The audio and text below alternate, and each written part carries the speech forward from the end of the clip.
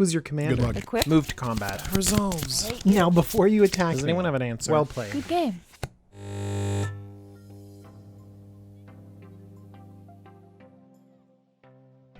Hello, my name is Jumbo Commander, and today I have the second installment of Super Budget Commander Staples. And I'm coming to you with many Commander Staples on a budget because Commander can get stupid expensive. Like, so much money. And you know what? You don't need to spend that much money to have great cards in Commander. In part 1 of this video series, I showed off a bunch of great cards. You can go ahead and check that video out here. But I'm going to go into a whole another set of great Commander staples, all under 25 cents. Let's jump right into our first card, Emiria Shepherd. 5 white for a 4/4 flying angel with landfall. And this landfall trigger is amazing. Whenever a land enters the battlefield under your control, you may return target non-land permanent card from your graveyard to your hand. And if it was a plains, it hits the battlefield instead. In fact, this is very similar to a Sun Titan, which is so powerful, but Sun Titan can only hit things of converted mana cost 3 or less. And Sun Titan comes in at $3.50. I mean, this is a very powerful angel. Now, I know that Sun Titan does edge out Emiria Shepherd in many ways. It's a little bit lower converted mana cost. An enter the battlefield trigger is more reliable than a landfall trigger that relies on plains. Sun Titan does have the ability to hit lands so you can get your fetch lands back on the battlefield. And you can attack with it. It's a 6/6 vigilance. It's a very good card. But I gotta say, an Emiria Shepherd has other combo potential. Think of a Secure Tribe Elder, where you can sack the Elder to get a plains, and then when that plains enters the battlefield, you can immediately get the Tribe Elder back onto the battlefield, only to do it all over again. It just fetches every plains out of your deck. It's amazing. I mean, I can really see Emiria Shepherd fitting into a Karametra God of Harvest deck, where you're playing lots of creatures and your lands interact with them. I mean, the landfall is really cool, even though the ETB and the attack trigger of the Sun Titan might be more powerful. But let's just compare prices. $3.50 to 20 cents? Yeah, the difference is not that great. I'm gonna slam an Emiria Shepherd in my white decks. The next budget staple I have for you is a board wipe. Now, I know board wipes are pretty boring. We get a lot of them, and we can get a lot of them pretty cheaply. But Hallowed Barrel is something special. 3 white for a sorcery that says put all creatures on the bottom of their owner's libraries. This is a very special board wipe because it dodges so many different kinds of strengths that exist in Commander. Think indestructible. What about commanders that really want to interact with the graveyard? I mean, if your opponent has an Emiria Shepherd, do you really want to throw a bunch of creatures in the graveyard? No, you want them gone. That's why you play a board wipe. And sometimes on the bottom of your library is the safest place for the creatures. Now, Hallowed Barrel used to be way more powerful before the tuck rule of Commander, but now you can't trap their commanders on the bottom of their library. Your opponent has a choice to put their commander into their command zone instead. But Hallowed Barrel is just solid, and at 22 cents, we can compare it to, I don't know, the gold standard of board wipes, Wrath of God, coming in at $5.50. But that's not a good comparison. There are a lot of really inexpensive 5-mana board wipes. I just really think Hallowed Barrel deserves to be recognized as one of the best. Next up, I have a string of cards all devoted to one of the most favorite activities in Magic, drawing cards. Sphinx of Thune is 5 blue for a 5/6 flying Sphinx, and when he enters the battlefield, he Factor Fictions. Factor Fiction is amazing. You reveal the top 5 cards of your library, and an opponent separates it into 2 piles. You put one pile into your hand and the other into your graveyard. Factor Fiction would be on this list if it was printed enough to be cheap enough. I personally think that Factor Fiction is worth the price at under $1. I love it so much in so many decks. But Sphinx of Thune, coming in at 15 cents, is a slam dunk for ultra budget decks. Now, why is Factor Fiction so amazing? I know you get to draw 3 cards, that's cool, but more importantly, Factor Fiction is a fun mini game inside of Commander, and it's a political one too. Just imagine you need a board wipe, and so you can pick the opponent you want to give you the cards you need. You can even pick an opponent that'll give you a split of 5 cards to 0 cards. I mean, the politics involved in Fact or Fiction is so much fun, and the creation of piles is one of my favorite things to do at the commander table. So what else do you do with Sphinx Thune? Well, you can blink him with Brago or any of the other blink effects, so you just keep casting Fact or Fictions. Or you Panharmonic on the trigger. I mean, this trigger's insane. It's clearly a value at 4 mana, and so you're getting a lot every time you flash the Sphinx in and out. Or you can just go full-on Sphinx with the mini Fact or Fiction that Unesh offers. Another powerful draw engine is Deep Fathom Skulker. 5 and a blue for a 4/4 Eldrazi. And whenever a creature you control deals combat damage to a player, you may draw a card. 3 and a colorless, target creature can't be blocked this turn. Now this is a powerful ability. It's not just, oh, you get some creatures through, you get to draw 1 card. You draw a card for each creature that hits your opponent. That's a powerful ability. We build whole commander decks around this ability. Deep Fathom Skulker is like a cool combination of Rogue's Passage and Bite into Thassa. And actually, this activated ability, target creature can't be blocked this turn, that's dangerous. Imagine if you have Infect or a creature that's equipped up to the tentacles, I guess is what the... Anyway, if the Deep Fathom Skulker is equipped with a bunch of stuff, it's going to be really powerful, hitting your opponent over and over again. Now, I mentioned those commander decks that revolve around this strategy, and Edric is the king of it. Going wide with lots of little tokens and then taking advantage of that trigger. But I gotta say, the new king of hitting people with tiny tokens and drawing cards is the Locust God. He's best friends with Deep Fathom Skulker. They're just drawing cards and smacking people all over the place. Next, on our tour of card draw, we have something very powerful in black. Baleful Force. This is a mana cost. 5 black, black, black. Ugh. It's a 7/7 elemental, and at the beginning of each upkeep, you draw a card and lose a life. Now, there's a very key word in there, each upkeep. So in a 4-player game, you're going to be naturally drawing 5 cards a turn with Baleful Force. It's an insane amount of card draw. The life loss can stack up, so be careful about that. But this is really comparable to like Bloodgift Demon, except for it's taken up a notch. It's so much bigger, and you draw so many more cards, and it feels a little bit like a Consecrated Sphinx, where you get to activate it all around your opponent's turn, and you don't have to wait for it to be your upkeep again before you get the value out of it. Now, I'm not saying it's near powerful enough to be compared to Consecrated Sphinx, but I wanted to explain that you kind of get your value very quickly out of it. I can also compare this to a card like Phyrexian Arena, which is like $4. It's kind of expensive, even though there have been a few reprints of it recently. So in black, you need your card draw, and so you might as well just go big with your card draw. Now, you do have to be able to support this big mana strategy. Getting up to 8 mana is no easy feat, and by the time you cast Baleful Force, a Phyrexian Arena cast on turn 3 will have drawn you many, many cards. But I gotta say, Baleful Force will catch up because you will draw so many cards every turn of the table. Do you know what's even better than drawing cards? Denying your opponent's cards. Siphon Mind. 3 and a black. Each other player discards a card. You draw a card for each card discarded this way. My favorite is just at a classic commander table, 4-player game. Each of your opponents discards a card. You draw 3 cards. This is a great ability, coming in at 13 cents, so inexpensive. I compare this to Ambition's Cost.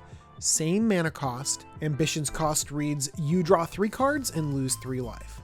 Solid card draw. I'd include this in a lot of black decks, but Siphon Mind goes that extra distance to hurt your opponents while you draw cards instead of hurting yourself. Now, I know Siphon Mind will sometimes miss, sometimes you'll, pull your commander deck out in a 2-player game. I think that all those corner case scenarios are fine because in most situations, Siphon Mind is going to be spectacular. If you're excited about cheap discard effects, Capital Punishment is a little bit more expensive, coming in at 45 cents, but can really decimate a battlefield with crazy discard.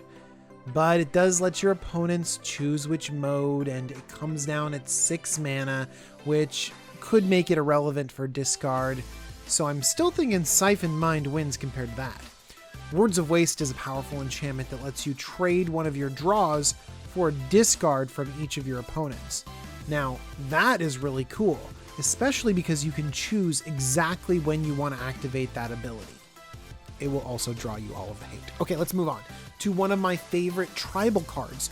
Tribal strategies are only going to be more and more popular as Commander 2017 and Ixalan saturate the market with great tribal cards, and so Taurian Mauler is something to pay attention to. 2 and a red for a 2/2 shapeshifter, and this card is every creature type. And whenever an opponent casts a spell, you may put a +1/+1 counter on Taurian Mauler. Taurian Mauler looks really wimpy, but trust me, this blue ox gets huge, and people just ignore him until he's a huge threat.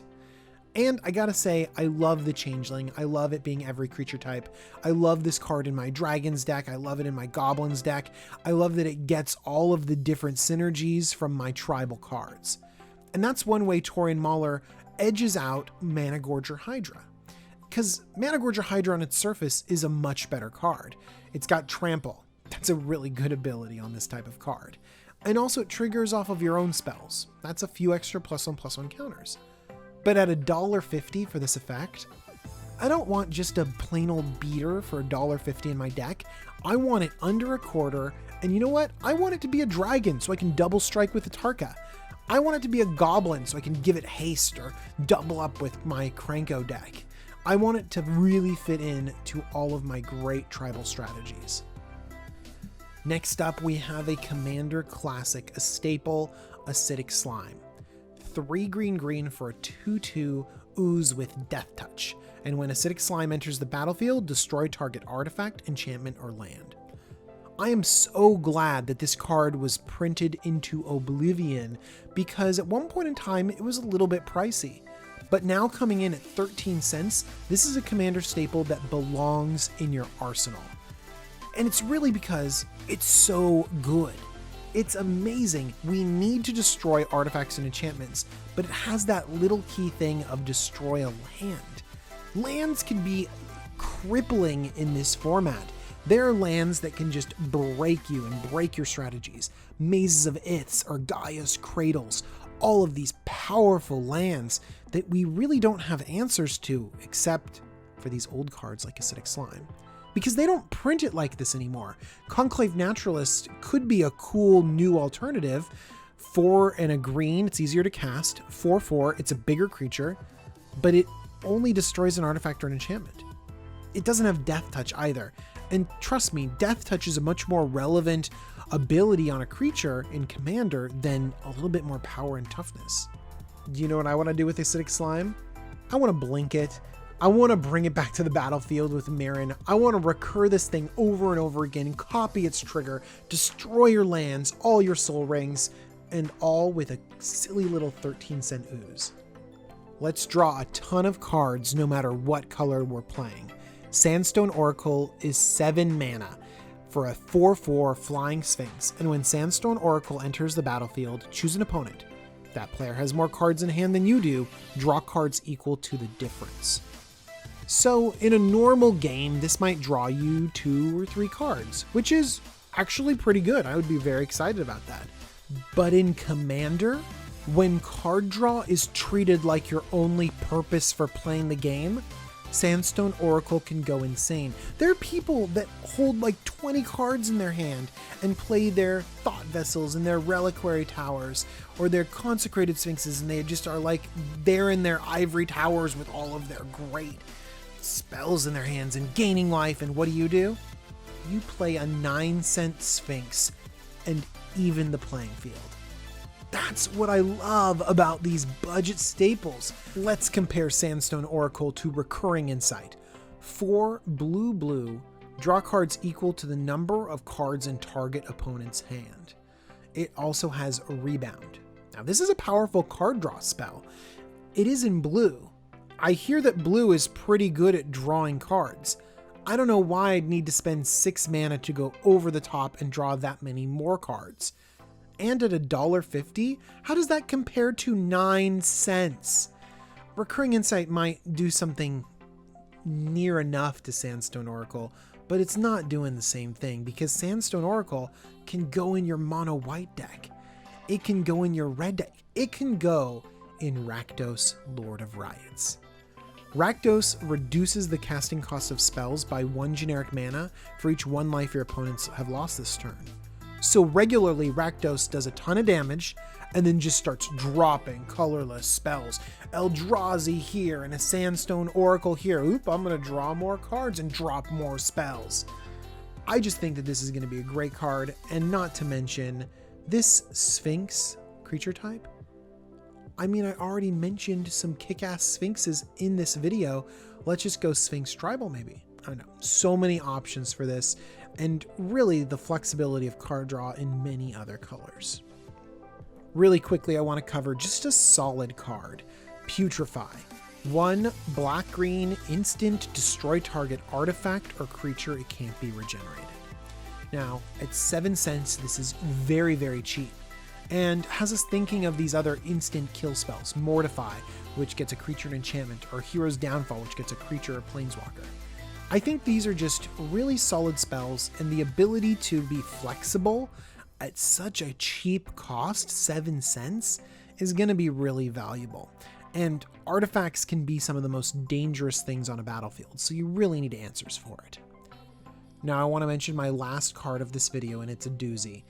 Mina and Den Wildborn. 2 red-green for a 4/4 elf ally, and it lets you play an additional land on each of your turns.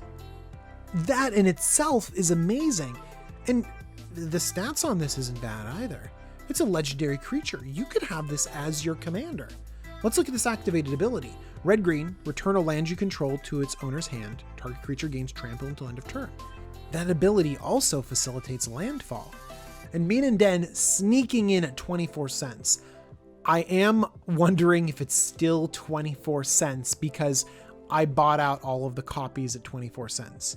And actually, that's a good time to pause for a little bit and say, the reason why I know all these card prices is because I bought all of these cards at these prices. And the reason why I bought a bunch of them is because I'm going to give them away.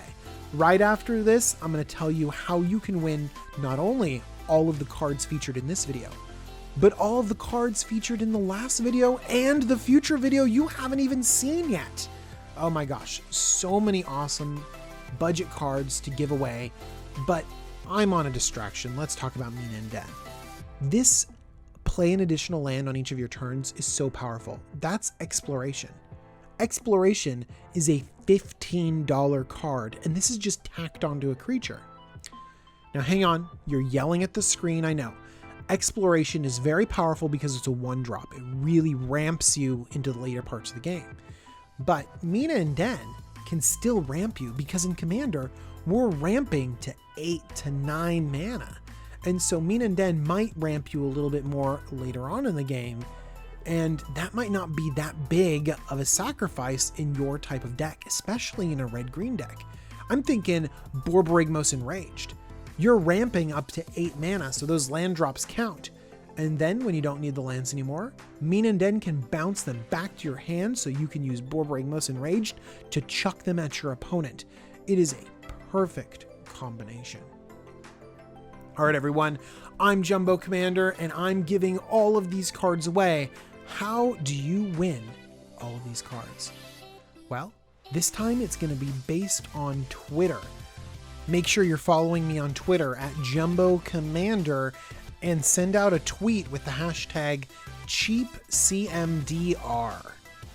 You can link to the video, you can tell me what you think, you can do whatever you want, but make sure you have that hashtag in there because that's how I'm going to track the entries, and I'm going to pick 3 winners, not only of these cards, but many others. I'm going to do it 1 week from the release of this video. And I'll announce it on Twitter, and since you'll be following me, you'll get the announcement. It works, such synergy. All right, everyone, thank you very much. I hope you enjoy this style of video. I have so many other great ideas for some super budget commander staples. I'm gonna see you really soon with some deck techs, and I'll have an update for you about the project I took on, sending 24 commander decks to the people that lost their collections in Houston. I'll see you guys real soon. Bye.